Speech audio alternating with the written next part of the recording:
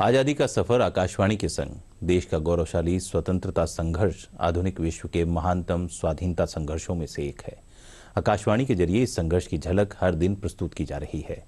आज हम स्वाधीनता सेनानी सरदार सिंह राव जी राणा को श्रद्धांजलि अर्पित कर रहे हैं। Rao ji Rana Paris India society के संस्थापक सदस्य और इंडियन होम रूल सोसाइटी के उपाध्यक्ष थे। उनका निधन 25 मई 1857 में हुआ था।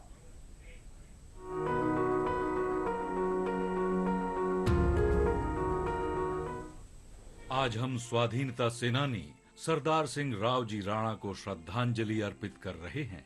उनका निधन 25 मई 1857 को हुआ था। Rao ji Rana Paris Indian society के संस्थापक सदस्य और इंडियन होम रूल सोसाइटी के उपाध्यक्ष थे। राव जी राणा का जन्म 10 अप्रैल 1870 को गुजरात के काठियावाड़ में हुआ था। हाई स्कूल के दौरान महात्मा गांधी के सहपाठी राव जी राणा ने पुणे के फर्गुसन कॉलेज में पढ़ाई की, जहां वे लोकमान्य तिलक और सुरेंद्रनाथ बनर्जी के संपर्क में आए। वो स्वतंत्रता आंदोलन में शामिल होने के लिए तब प्रेरित हुए जब उन्होंने 1895 में पुणे में इंडियन नेशनल कांग्रेस के अधिवेशन में स्वयं सेवा की। लंदन में कानून की पढ़ाई के दौरान राव जी राणा श्यामजी कृष्ण वर्मा और भीकाजी कामा के संपर्क में आए। उन्होंने लंदन में इंडिया हाउस की स्थापना में भी सहायता की। 1899 में राव जी राणा पेरिस चले गए और वहां लाला लाजपत राय सहित भारतीय राष्ट्रवादी राजनेताओं के संपर्क में आए। 1905 में Rana Indian home rule society के संस्थापक सदस्य बने। मुंशी शाह बुजोरजी गोदरेज और भीकाजी कामा के साथ मिलकर उन्होंने पेरिस इंडियन सोसाइटी की स्थापना की।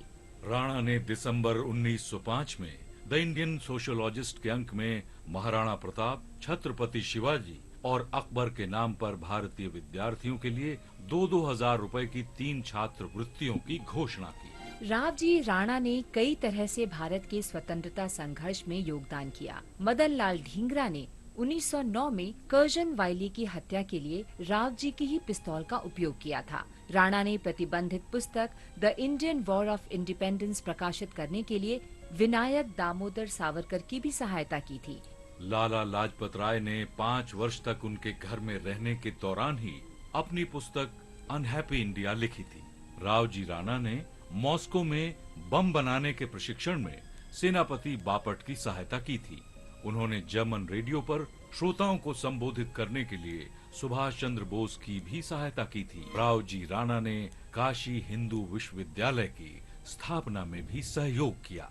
राव जी राणा ने फ्रांसीसी और रूसी सोशलिस्ट आंदोलनों के साथ भी निकट संपर्क बना लिए थे। वे भीकाजी कामा के साथ 18 अगस्त 1907 को स्टटगार्ट में दूसरी सोशलिस्ट कांग्रेस में भी शामिल हुए थे, जहां कामा ने फ्लैग ऑफ इंडियन इंडिपेंडेंस प्रस्तुत किया था। राणा पेरिस से प्रकाशित वंदे मातरम और बर्लिन से प्रकाशित द तलवार में नियमित रूप से लिखते थे, जो चोरी छिपे भारत भी भेजे जाते थे। राष्ट्रवादी गतिविधियों के कारण फ्रांस की सरकार ने 1911 में राणा को निष्कासित कर दिया। फ्रांस की सत्ता के दबाव में पेरिस इंडियन सोसाइटी की गतिविधियों पर भी रोक लगानी पड़ी और आखिरकार 1914 में निलंबित कर दी गई।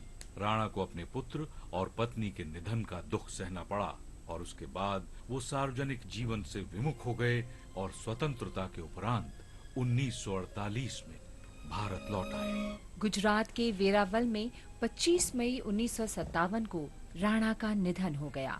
उन्हें 1951 में फ्रांस की सरकार ने सम्मानित किया। महान राष्ट्रवादी राव जी राणा को शत शत नमन। आज हम स्वाधीनता सेनानी काजाओ उर्फ पुखराम्बा का भी स्मरण कर रहे हैं। वो मणिपुर के कांगामोंग के निवासी थे। मणिपुर के किले पर ब्रिटिश सेना के हमले के दौरान 24 मार्च 1891 को काजाओ ने ब्रिटिश राजनीतिक एजेंट ग्रिम वुड की हत्या कर दी थी। अंग्रेजों ने काजाओ को गिरफ्तार कर लिया और 25 मई 1891 को किले के पश्चिमी द्वार पर उन्हें फांसी दे दी।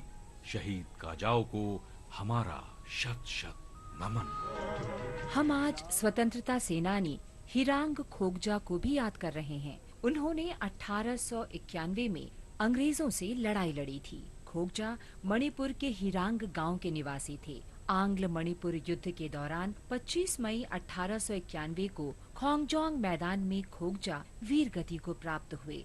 महान शहीद हिरांग खोकजा को नमन।